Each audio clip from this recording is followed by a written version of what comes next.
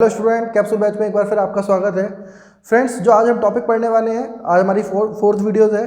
Fourth video किसके लिए है? मैट्रिसेस के लिए। पूरी कोशिश करेंगे कि मैट्रिसेस में एक वीडियो में कवर करें, छोटा सा छोटा, जितना जल्दी फास्ट रिवीजन हो सकता है, पॉसिबल हो सकता है, उतना करने की कोशिश करेंगे।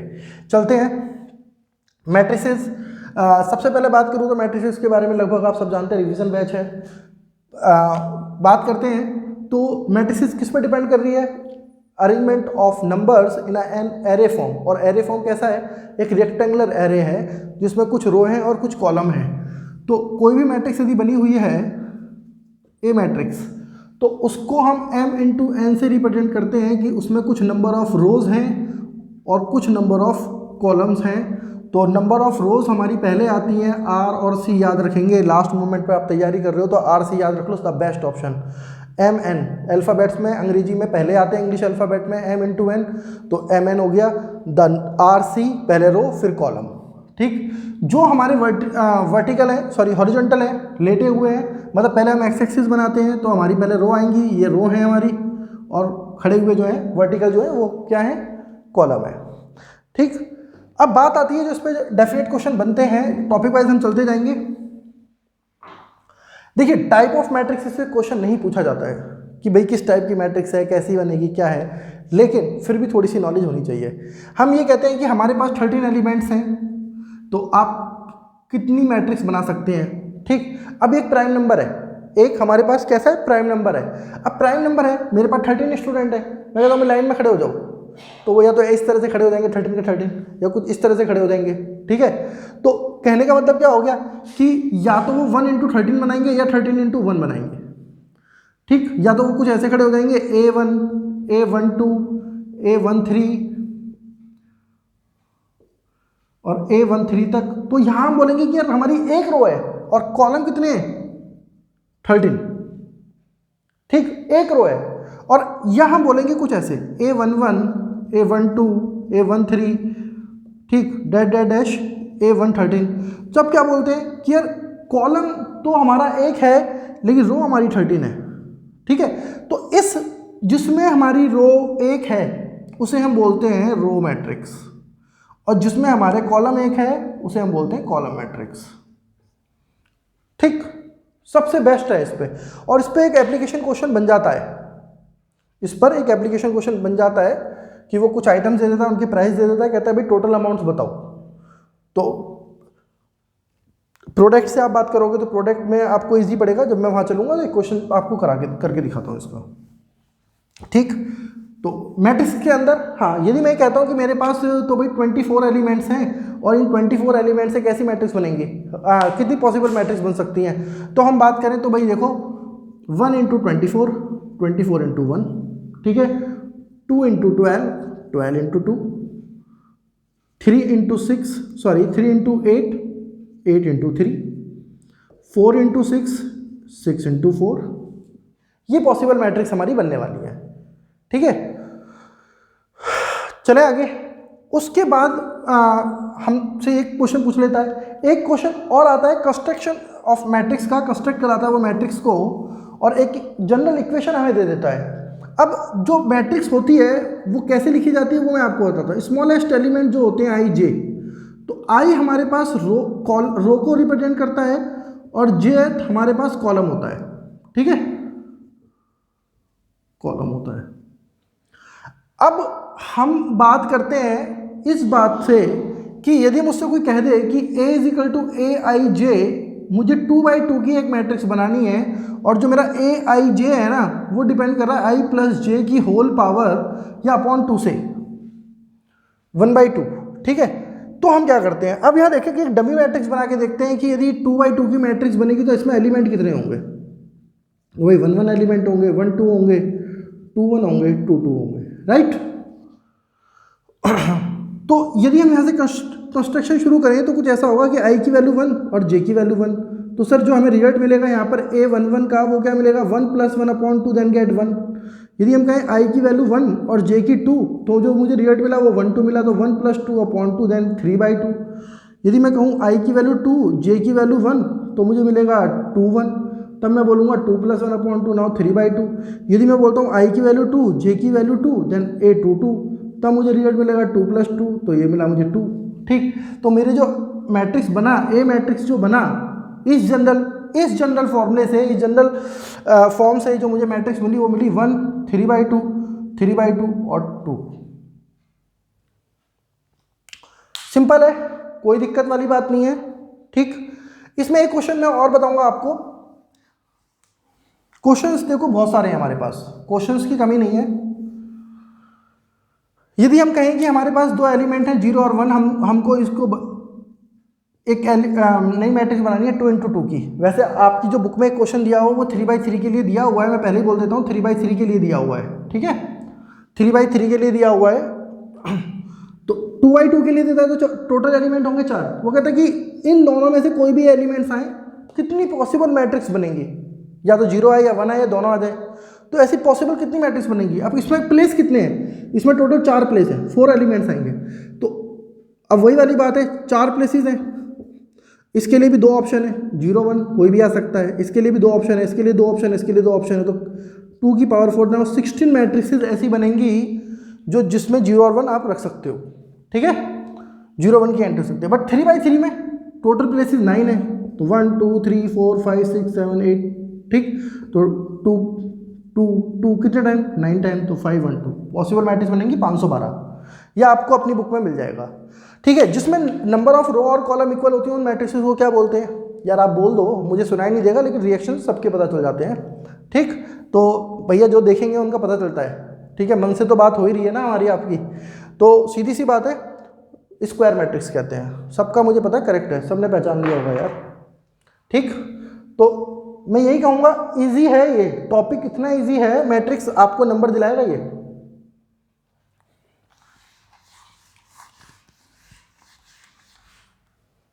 अब हम चलते हैं इसके एडिशन पर और मल्टीप्लाई पर। एडिशन और मल्टीप्लाई पर जाएं तो ज़्यादा कुछ नहीं है। हाँ, दो यहाँ पे मैं बोल दूंगा थोड़ा सा, 2 मैट्रिक्स होती हैं जो इक्विवेलेंस होती हैं। ठीक है, या इक्वल मैट्रिक्स की बात कर रहे हैं अभी हम। इक्वल मैट्रिक्स है कि उनके कॉरस्पॉन्डिंग एलिमेंट्स इक्वल होंगे। इक्वल मैट्रिक्स के कॉरस्पॉन्डिंग जो एलिमेंट्स होते हैं वो इक्वल होते हैं, राइट। इक्विवेलेंस मैट्रिक्स होती हैं जिनके ऑर्डर इक्वल हो, ऑर्डर सेम हो। तो जो इक्विवेलेंस मैट्रिक्स हो सकती हैं वो आपस में जुड़ सकती हैं। जैसे एक मैट्रिक्स है A + B, इसका ऑर्डर है 2 × 3, इसका ऑर्डर भी 2 × 3 है। तो कॉरस्पॉन्डिंग एलिमेंट से ऐड हो जाएगा कुछ इस तरीके से। A = 1 + 2 + 3 3 4 5। बी मैट्रिक्स है हमारे पास 6 4 5 3 1 2। तो यदि मैं A + B करना चाहता हूँ तो मुझे कोई ऑब्जेक्शन नहीं है, क्योंकि ये मैट्रिक्स भी 2/3 की है और ये मैट्रिक्स भी 2/3 की है। प्रॉब्लम जब होती है जब ये मैट्रिक्स 2/2 की होती है और ये 2/3 की होती है, क्योंकि ये इक्विवेलेंस मैट्रिक्स नहीं होती। ठीक है, तो A + B हमने करा, तो भाई पहला एलिमेंट पहले एलिमेंट से, दूसरा दूसरे से, तीसरा तीसरे से ऐड हो जाएगा। माइनस की बात करेंगे, बिल्कुल यही कंडीशन रहने वाली है कि A - B जब हम करते हैं तो 1 6 से माइनस होगा, 2 4 से माइनस होना है, 3 और 5 से हो जाएगा। ओके, तो यहाँ पर हम कह सकते हैं कि भाई A + B जो होता है वो B + A के इक्वल होता है। ऐड में कोई प्रॉब्लम नहीं होने वाली है। ठीक, तो इक्विवेलेंस मैट्रिक्सेस में हम एडिशन कर सकते हैं, सब्ट्रैक्शन कर सकते हैं। ठीक है, मल्टीप्लाई कर सकते हैं, किसी भी स्केलर क्वांटिटी से मल्टीप्लाई कर सकते हैं, स्केलर मैट्रिक्स भी होती है। चलते हैं अब आगे। प्रोडक्ट, जब भी हम प्रोडक्ट करते हैं तो हम कुछ इस तरह से लेते हैं कि एक मैट्रिक्स है हमारे पास जिसका एलिमेंट है 2 × 3 और नई जो मैट्रिक्स है Bij, इसके जो है 3 × 2। ठीक, यदि नंबर ऑफ कॉलम पहली वाली का और नंबर ऑफ रो बाद वाली का दोनों का इक्वल है ना, तब मल्टीप्लाई पॉसिबल है। मतलब मुझे यदि ए बी फाइंड आउट करना है, मुझे इसका कॉलम देखना पड़ेगा और इसकी रो देखनी पड़ेगी, दोनों इक्वल है, दोनों इक्वल आ रहे हैं तो मल्टीप्लाई पॉसिबल है। अब नया मैट्रिक्स जो बनेगा, वो कितने ऑर्डर का बनने वाला है, 2/2 का। ओके, यदि मैं BA की बात करता तो Bij मेरा है 3 × 2 और Aij मेरा है 2 × 3। यार मल्टीप्लाई तो पॉसिबल है, मल्टीप्लाई तो डेफिनेट है कि पॉसिबल हो रही है, क्योंकि दोनों सेम हो गई है दोनों। लेकिन नई मैट्रिक्स कितने की होगी, नई मैट्रिक्स जो आएगी वो 3/3 की हो जाएगी। ओके, लेकिन इन दोनों का इक्वल होना बहुत ज़रूरी है। सपोज करो यहां पर मैं ले लेता हूं 2,1, तो मल्टीप्लाई तो पॉसिबल है, लेकिन नई मैट्रिक्स जो आएगी वो 2 into 1 की आएगी। लेकिन जब BA करेंगे तब ये हो जाएगा 3 into 1 और 2 into 3, तो यार ये तो पॉसिबल ही इक्वल नहीं है। इस सिचुएशन में क्या होगा, BA इज नॉट पॉसिबल। हमें ऑर्डर को देख लेना है इजीली और हम अपने क्वेश्चन को पूरी तरह निकाल सकते हैं। इसमें मैं एक क्वेश्चन आपको रो मैट्रिक्स और कॉलम मैट्रिक्स का लेके दिखाता हूँ। एक मैट्रिक्स है मेरे पास 1 into 2 और B is matrix 3 and 4। Now order is 1/2 and now 2 into 1। Multiply is possible, clear. Now find the value of AB। अब हमें पता है AB जो आने वाला है वो 1 into 1, मतलब एक सिंगल एलिमेंट आएगा, तो मल्टीप्लाई कैसे करेंगे, 1 की इंटू 3 से करेंगे, तो 1 into 3 plus 2 into 4। Now matrix is 3 plus 8, now 11। 1 into 1 की मैट्रिक्स बनी, सिंगल एलिमेंट मिला हमें, ठीक। यदि हम BA की बात करते हैं तो BA के हिसाब से 3/4 पहले, 3 और 4 पहले लिखा गया, A बाद में लिखा जाएगा। नाउ 1 2, तो यहाँ जो मैट्रिक्स है उसका जो ऑर्डर है 2 into 1 और इसका 1 into 2। Now multiply will be possible, then BA is, अब हमें जो मैट्रिक्स बननी है 2/2 की बननी है। पहला एलिमेंट 3 1 जा 3, 3 2 जा 6, इसका पहला एलिमेंट इससे और फिर इससे और फिर इसके साथ 4 1 जा 4 और 4 2 जा 8। नाउ 2/2 कंस्ट्रक्शन हो गया मैट्रिक्स का, ठीक है स्टूडेंट। यही था वो जो मैं एप्लीकेशन कह रहा था कि नंबर ऑफ प्रोडक्ट ये हैं, प्राइस ये हैं, तो आपको टोटल बिल बनाना है। कितना रुपए बन गया, 11 रुपीज़। इस टाइप के क्वेश्चन आपके NCERT में है। देखिए यही छोटे छोटे बेसिक्स हैं जिनमें हम मिस्टेक करने वाले हैं। उसके बाद हम आगे चलते हैं। ट्रांसपोज ऑफ मैट्रिक्स, ये मेन है आपका। ट्रांसपोज कहां हो जाता है,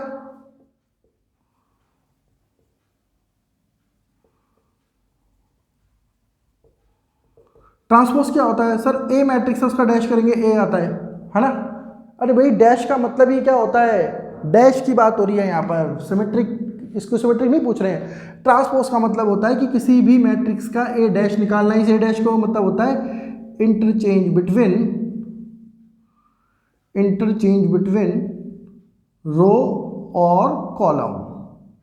हमें क्या करना है, रो और कॉलम में चेंज कर देना है। मतलब यहाँ पे हमें पता है कि एक मैट्रिक्स है 1 2 3 ऑर्डर की है, 1 into 3 की, जब A डैश निकालेंगे तो वो क्या बन जाएगी, 1 2 3, नाउ 3 into 1। इसे बोलते हो आप ट्रांसपोज ऑफ मैट्रिक्स बोलते हैं। और इसमें कुछ प्रॉपर्टीज हमारे पास होती हैं। A प्लस B का जो डैश होता है वो A dash plus B dash के इक्वल होता है।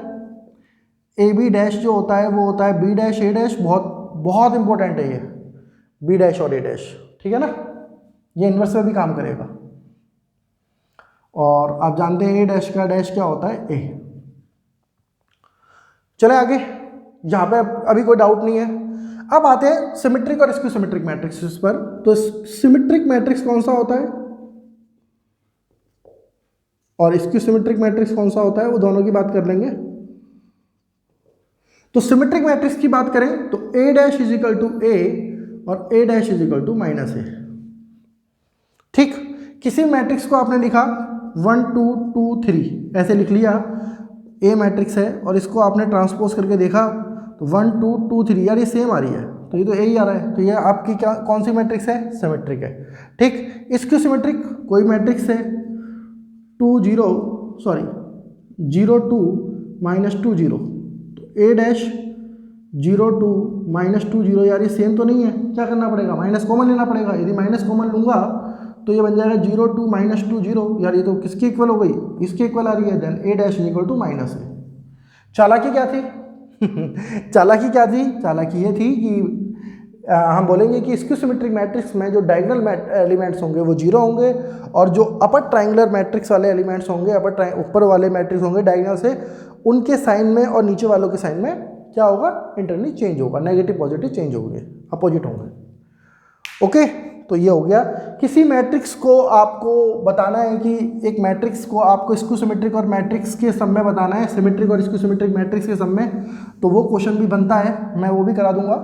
द लास्ट है अपना ये टॉपिक। इसमें एक मैट्रिक्स है हमारे पास A, तो A डैश जब करते हैं तो P बन जाता है। तो ये जो मैट्रिक्स निकल के आएगी ये आपकी सिमेट्रिक मैट्रिक्स होती है, ठीक। और जो Q होता है हमारा A माइनस A डैश, ये हमारा स्क्यू सिमेट्रिक होता है।